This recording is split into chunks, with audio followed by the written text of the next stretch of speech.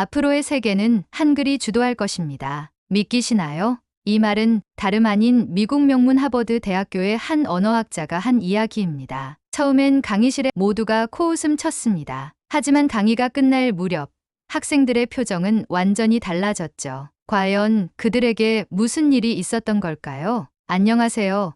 저는 하버드 대학교에서 언어학을 연구하는 마이클 헌팅턴 교수입니다. 2025년 봄 하버드 대학교 언어학부 대강당 200여 명의 학생들이 미래 언어와 글로벌 경쟁력이라는 특강을 듣기 위해 모였습니다. 그들은 언어학, 국제관계학, 컴퓨터 공학, 경영학을 전공하는 학생들로 미래의 글로벌 시장에서 자신의 경쟁력을 높이기 위해 어떤 언어를 배워야 할지 진지하게 고민하는 젊은이들이었습니다. 헌팅턴 교수가 단상에 올라 첫 마디를 꺼내자 강당 안에는 잠시 정적이 흘렀습니다. 그리고 곧 여기저기서 웃음소리가 터져 나왔습니다. 일부 학생들은 옆 사람과 눈을 마주치며 고개를 절레절레 흔들었고 몇몇은 한글이라고요?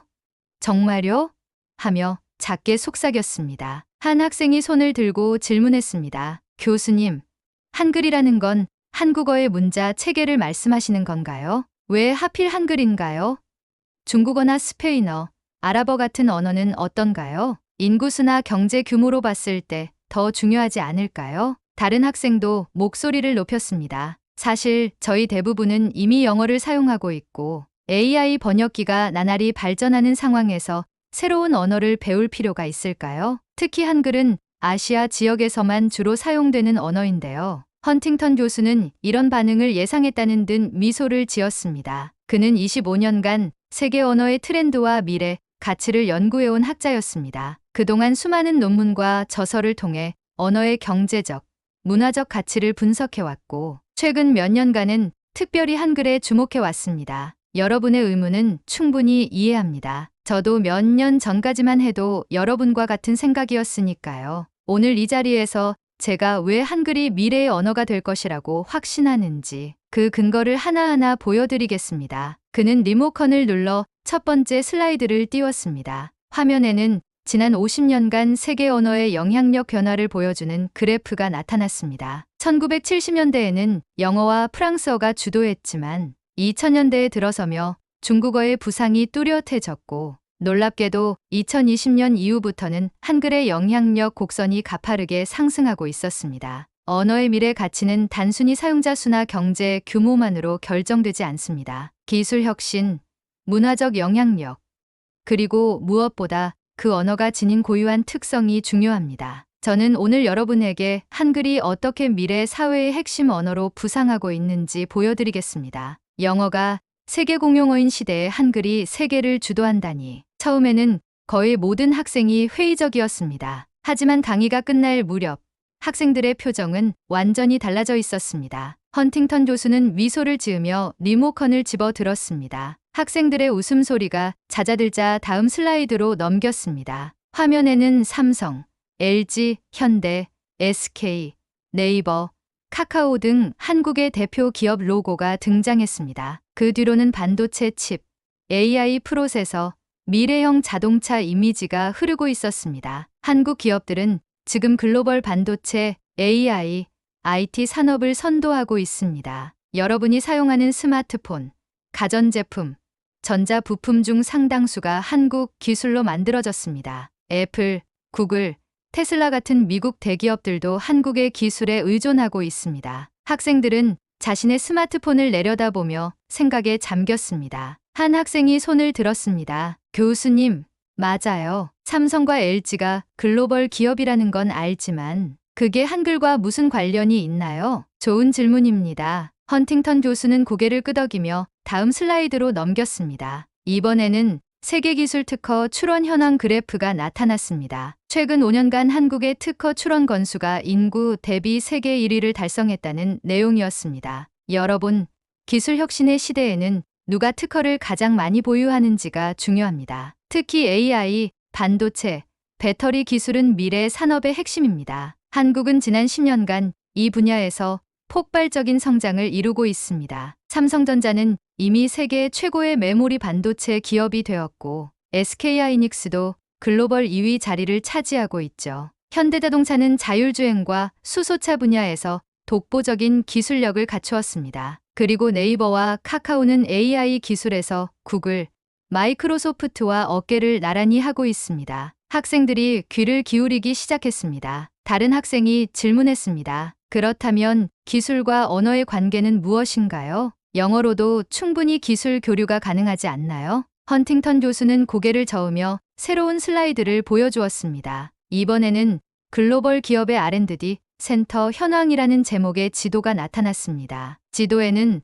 서울과 경기도 지역에 집중된 수십 개의 핀이 찍혀 있었습니다. 구글, 애플, 마이크로소프트, 테슬라, 인텔, 미국의 기술거인들이 모두 한국에 연구소를 설립했습니다. 그들은 왜 한국에 연구소를 세웠을까요? 단순히 인건비 때문이 아닙니다. 바로 한국의 기술력과 혁신 역량 때문입니다. 그리고 이런 연구소에서 일하기 위해서는 무엇이 필요할까요? 교수는 학생들의 눈을 하나하나 바라보며 천천히 말했습니다. 바로 한글입니다. 한국 연구원들과 효과적으로 협업하고 한국의 기술 문서를 이해하며 한국의 혁신 프로세스에 참여하기 위해서는 한글 능력이 필수적입니다. 영어만으로는 한계가 있습니다. 실제로 이 연구소들에서 일하는 외국인 연구원들은 대부분 한글을 배우고 있습니다. 그리고 글로벌 인재 채용 시장에서 한글 능력자는 평균 15% 이상 높은 연봉을 받고 있죠. 학생들 사이에서 수군거림이 시작되었습니다. 이제 그들의 얼굴에서는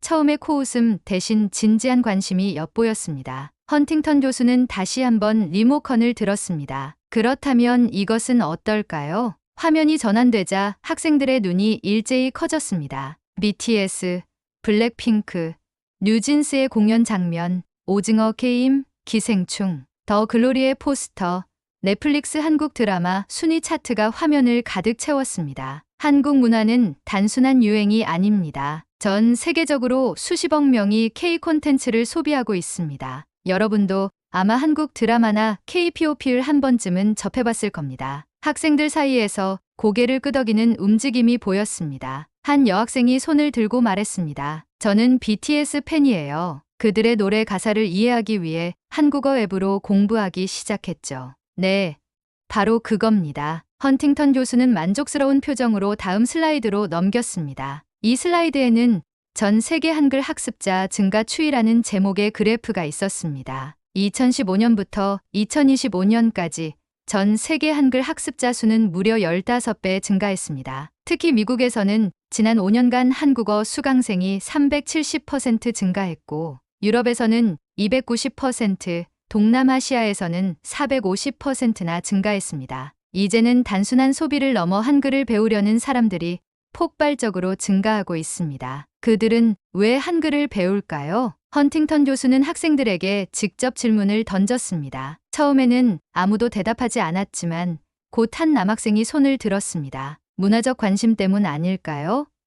K-POP나 드라마를 더 잘 이해하기 위해서요. 좋은 답변입니다만 그것만이 전부는 아닙니다. 교수는 새로운 슬라이드를 보여주었습니다. 이번에는 한글 학습 동기 조사 결과였습니다. 문화적 관심 35%, 취업 기회 28%, 학업 연구 22%, 비즈니스 15%. 흥미롭게도 이제는 취업과 비즈니스 목적으로 한글을 배우는 사람들이 43%나 됩니다. 2015년에는 이 비율이 불과 12%였죠. 한글은 더 이상 취미가 아닌 투자가 되고 있습니다. 헌팅턴 교수는 화면에 자신이 최근 발표한 논문 Language as Investment, The Economic Returns of Korean Language Proficiency의 결론 부분을 띄웠습니다. 이 연구에 따르면 영어와 한글을 모두 구사하는 미국인은 영어만 구사하는 미국인보다 연평균 달러 9,700 더 높은 수입을 올리는 것으로 나타났습니다. 특히 기술,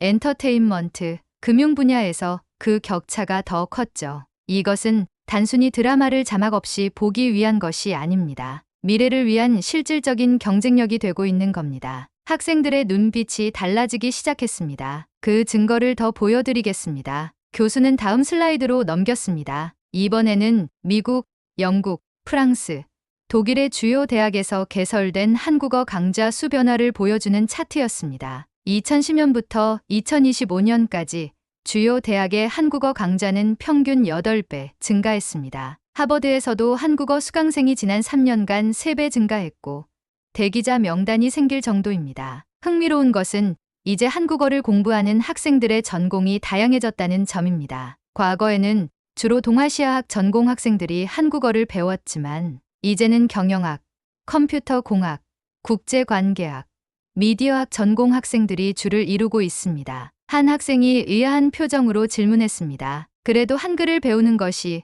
중국어나 스페인어를 배우는 것보다 어렵지 않나요? 교수는 미소를 지었습니다. 그렇게 생각하는 사람이 많지만 실제로는 다릅니다. 다음 슬라이드는 미국 국무부 외교관 교육원의 언어 난이도 분류였습니다. 중국어는 가장 어려운 캐테고리 V88주 훈련 필요에 분류되어 있었고 한국어는 캐테고리 IV64주 훈련 필요, 스페인어는 캐테고리 I24주 훈련 필요로 분류되어 있었습니다. 한국어 문법은 복잡할 수 있지만 한글 자체는 놀라울 정도로 쉽고 과학적입니다. 실제로 기초 한글을 익히는 데는 단 몇 시간이면 충분합니다. 그리고 한글을 배운 후에는 발음 그대로 읽고 쓸 수 있어 더 빠르게 진전이 이루어집니다. 이것이 바로 전 세계에서 한글 학습자가 폭발적으로 증가하는 중요한 이유 중 하나입니다. 학생들은 이제 메모를 하기 시작했습니다. 더 이상 웃음이나 회의적인 표정은 보이지 않았습니다. 교수의 설명이 이어지려는 순간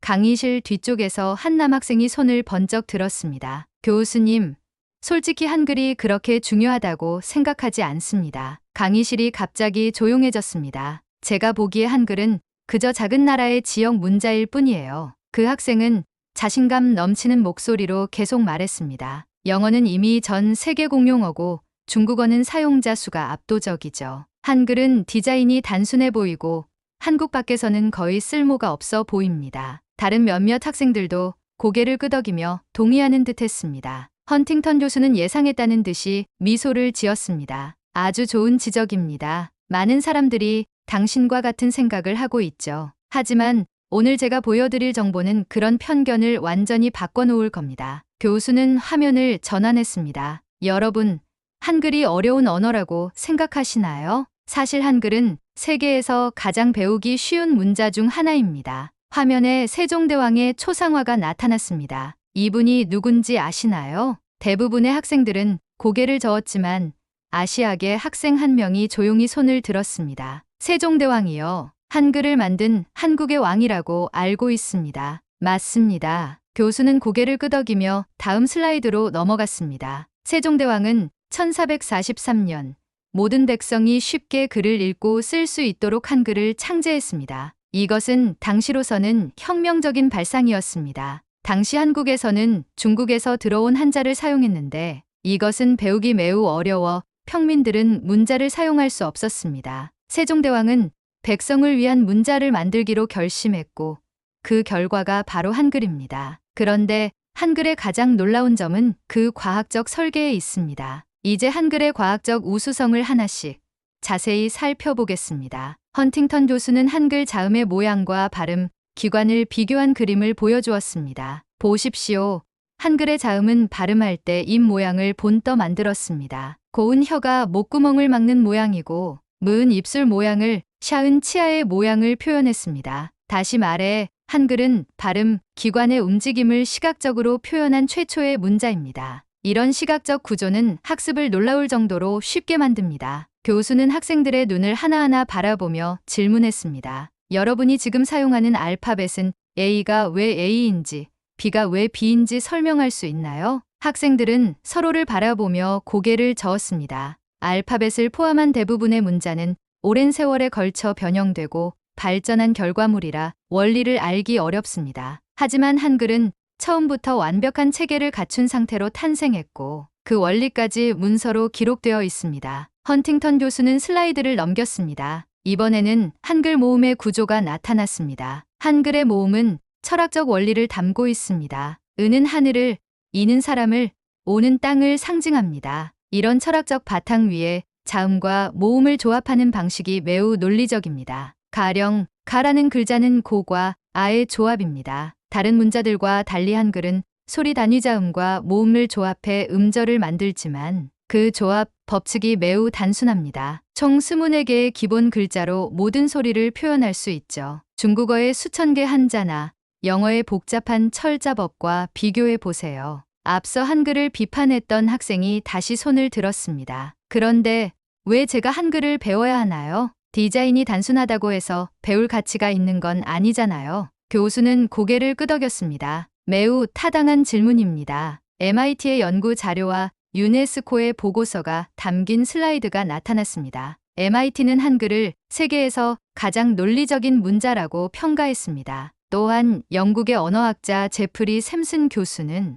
한글을 인위적으로 만들어진 문자 중 가장 완벽한 문자라고 극찬했습니다. 유네스코는 1989년부터 세종대왕 문맹 퇴치상을 제정해 문해교육에 공헌한 이들에게 수여하고 있습니다. 한글의 과학적 우수성은 학문적으로 이미 인정받은 사실입니다. 그리고 이런 체계성 덕분에 한국은 문맹률 0%에 가까운 나라가 될 수 있었습니다. 세계 여러 나라가 여전히 문맹 문제로 고통받고 있는 상황에서 이것은 매우 의미 있는 성과입니다. 앞서 질문했던 학생은 이제 무언가를 필기하기 시작했습니다. 강의실의 분위기가 조금씩 변하고 있었습니다. 한국은 세계에서 문맹률이 0%에 가까운 나라입니다. 프랑스, 영국 같은 선진국에서도 7%의 문맹률이 있지만 한국은 거의 없습니다. 이유가 무엇일까요? 헌팅턴 교수는 미소 지으며 말했습니다. 한글의 과학적 체계 때문입니다. 누구나 쉽게 배울 수 있고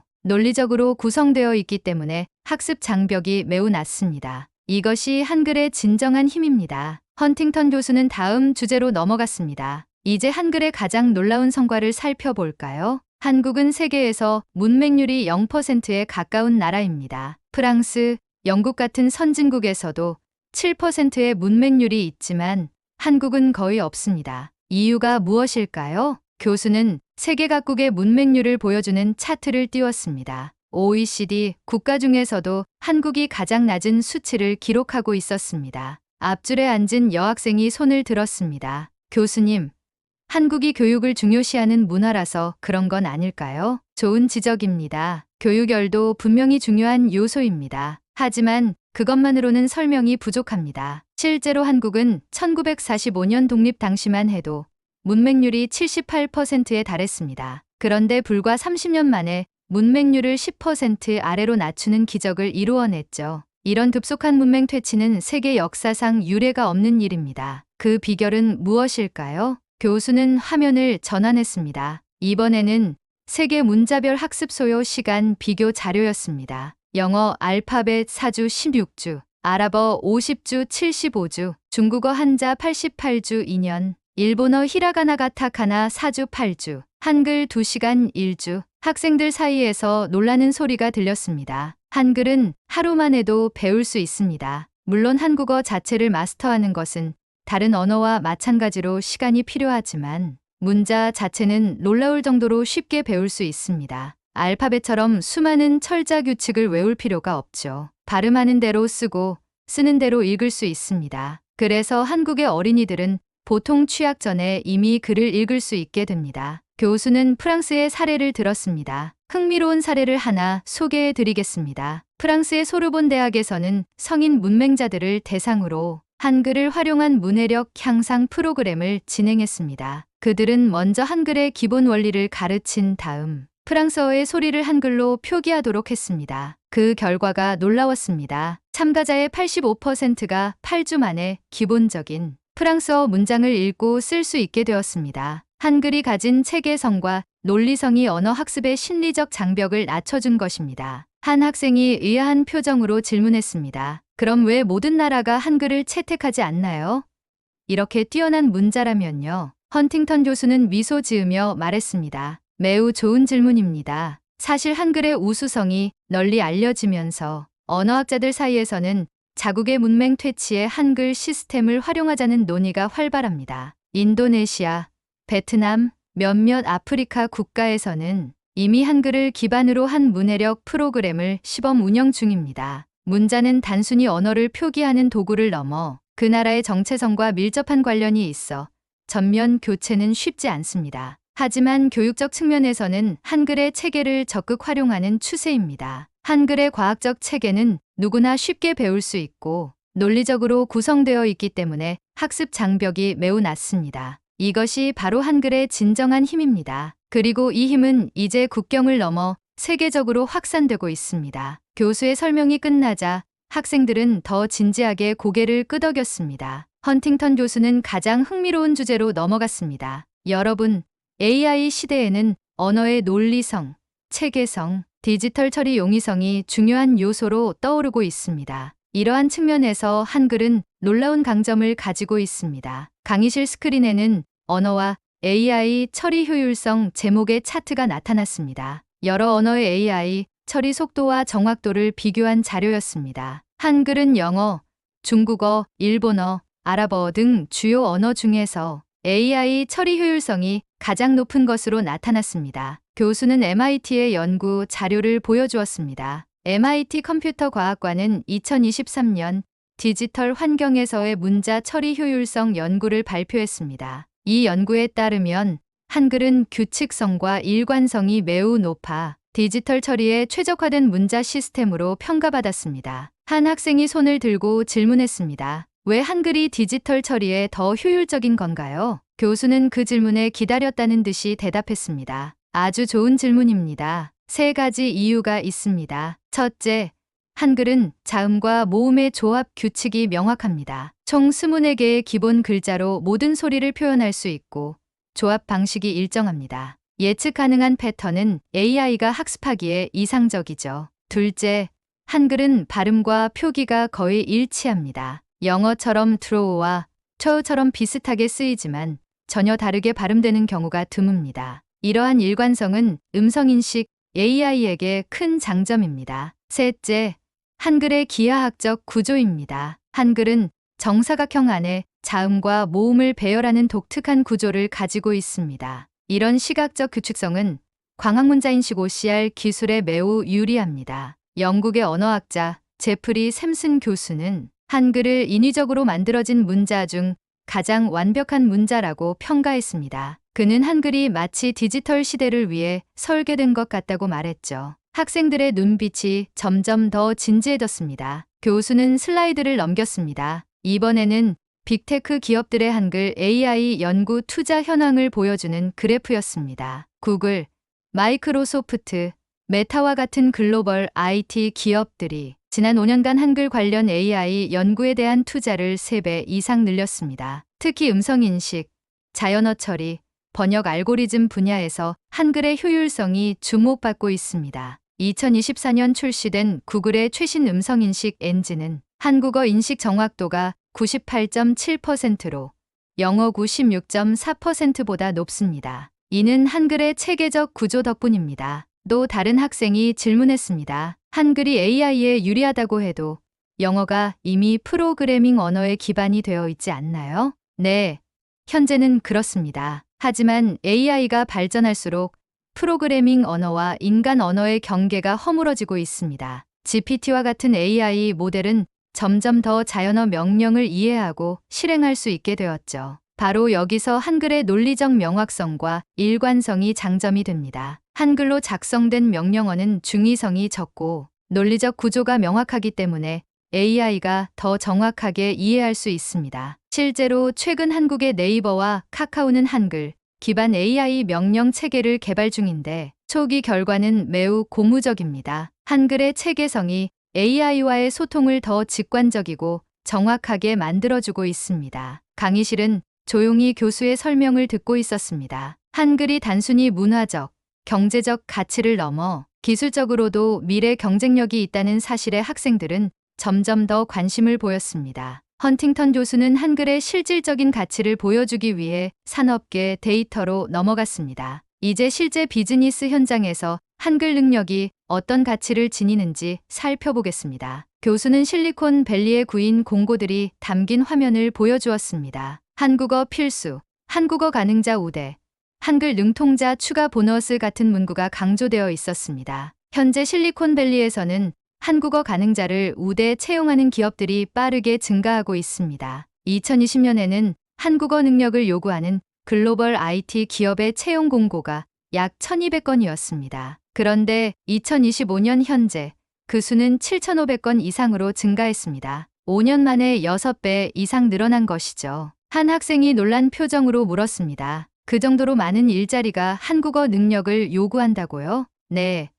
그리고 더 중요한 것은 연봉 프리미엄입니다. 교수는 다음 슬라이드로 넘어갔습니다. 한글 능력에 따른 연봉 프리미엄 자료였습니다. 글로벌 인재 컨설팅 기업 켈리 서비스의 2024년 조사에 따르면 영어와 한글을 모두 구사하는 인재는 평균 22% 높은 연봉을 받는 것으로 나타났습니다. 특히 반도체, 배터리, AI, 게임, 엔터테인먼트 분야에서는 그 격차가 30%까지 벌어집니다. 왜 이런 현상이 일어나고 있을까요? 교수는 두 가지 이유를 설명했습니다. 첫 번째 이유는 한국 기업들이 글로벌 시장에서 강력한 영향력을 가지고 있기 때문입니다. 삼성전자는 이미 세계 스마트폰 시장의 21%를 차지하고 있고 메모리 반도체 시장에서는 44%의 점유율을 기록하고 있습니다. SK, LG 등도 배터리, 디스플레이 분야에서 세계 시장을 주도하고 있죠. 애플, 구글,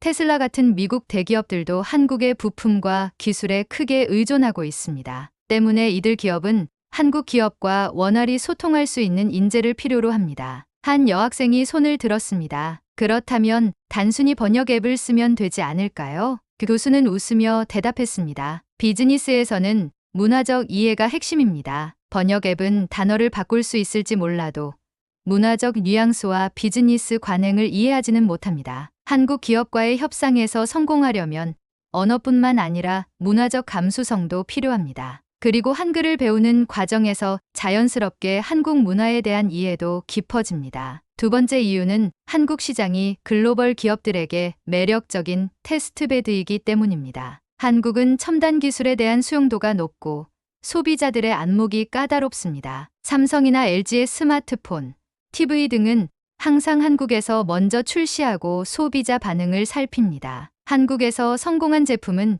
글로벌 시장에서도 통하는 경우가 많습니다. 애플, 구글, 메타와 같은 글로벌 기업들도 한국 시장을 중요한 테스트베드로 여기고 있습니다. 이런 시장을 이해하고 공략하기 위해서는 한글 능력이 필수적입니다. 교수는 새로운 자료를 보여주었습니다. 미국 스탠포드 MBA 과정에 아시아 비즈니스 과정 수강생 변화 추이였습니다. 2015년에는 중국어 과정이 압도적으로 인기였지만 2025년에는 한국어 과정 수강생이 중국어 과정 수강생을 처음으로 넘어섰습니다. 미래 비즈니스 리더들이 한글의 가치를 인식하고 있다는 증거입니다. 또한 링크드인의 2024년 가장 가치 있는 언어 스킬 조사에서 한국어는 중국어, 스페인어에 이어 3위에 랭크되었습니다. 2020년 10위권 밖이었던 것과 비교하면 놀라운 상승세입니다. 학생들은 메모하기 바빴고 일부는 스마트폰으로 관련 정보를 검색하고 있었습니다. 그들의 눈빛에서 더 이상 의심의 기색은 찾아볼 수 없었습니다. 강의가 막바지에 접어들자 헌팅턴 교수는 모든 내용을 하나로 모으기 시작했습니다. 지금까지 우리는 한글의 과학적 우수성, 배우기 쉬운 체계, AI 시대의 디지털 친화성, 그리고 글로벌 비즈니스에서의 가치를 살펴봤습니다. 이제 결론을 내려보겠습니다. 교수는 깊은 숨을 내쉬고 학생들을 차분히 바라보았습니다. 처음 강의를 시작할 때 여러분은 미래를 위해 어떤 언어를 배워야 할까요? 라는 제 질문에 중국어, 스페인어, 아랍어 등을 언급했습니다. 그리고 제가 한글이라고 했을 때 대부분이 웃음을 참지 못했죠. 이제 다시 묻겠습니다. 미래를 위해 어떤 언어를 배워야 할까요? 강의실은 잠시 조용해졌습니다. 앞서 한글을 비판했던 남학생이 천천히 손을 들었습니다. 솔직히 말씀드리면 강의 전에는 한글이 그저 작은 나라의 문자라고 생각했습니다. 하지만 지금은 생각이 달라졌어요. 한글은 단순한 문자가 아니라 미래 산업과 기술의 언어라는 걸 알게 되었습니다. 여러 학생들이 고개를 끄덕이며 동의했습니다. 교수는 미소를 지으며 마지막 슬라이드를 보여주었습니다. 글로벌 언어 투자 수익률 ROI 차트였습니다. 투자한 시간 대비 얻을 수 있는 경제적, 문화적, 기술적 이점을 종합적으로 분석한 자료였습니다. 한글은 그래프 최상단에 위치해 있었습니다. 한글은 더 이상 특정 지역의 언어가 아닙니다. 한글을 배운다는 것은 단순한 취미가 아니라 미래를 위한 강력한 경쟁력을 갖추는 일입니다. 세계 각국의 한글 학습자 증가 추이를 보여주는 그래프가 화면에 나타났습니다. 2015년부터 2025년까지 전 세계 한글 학습자는 15배 이상 증가했습니다. 북미에서는 대학 내 한국어 강좌가 385% 증가했고, 유럽에서는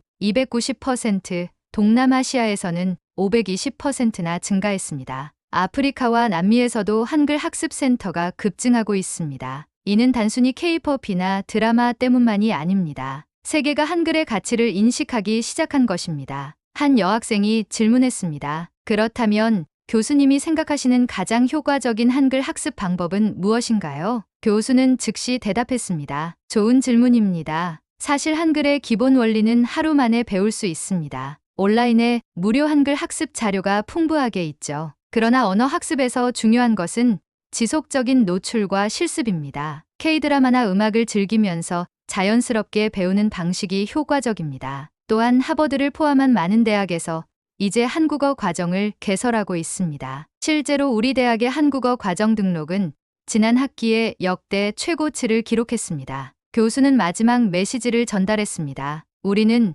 지금 변화의 시대에 살고 있습니다. AI, 반도체, 메타버스, 배터리 기술이 급속도로 발전하고 있고 한국은 그 중심에 서 있습니다. 그리고 이 흐름을 이해하고 참여하기 위해서는 한글이 필수적인 언어가 되어가고 있습니다. 여러분이 세계를 선도하는 리더가 되길 원한다면 한글을 배우는 것은 선택이 아니라 필수가 될 것입니다. 미래는 한글을 아는 사람들이 주도할 것입니다. 강의가 끝나자 학생들은 일제히 기립 박수를 보냈습니다. 처음에는 의심하고 심지어 비웃기까지 했던 학생들이 이제는 진지한 표정으로 한글의 가치를 인정하고 있었습니다. 강의가 끝난 후 헌팅턴 교수의 강의를 들었던 학생들 중 68%가 한글 학습 앱을 다운로드했고 42%는 대학의 한국어 강좌에 등록했다고 합니다. 그들은 더 이상 한글을 낯선 외국어로 보지 않았습니다. 미래의 경쟁력을 위한 필수 투자로 인식하기 시작한 것입니다.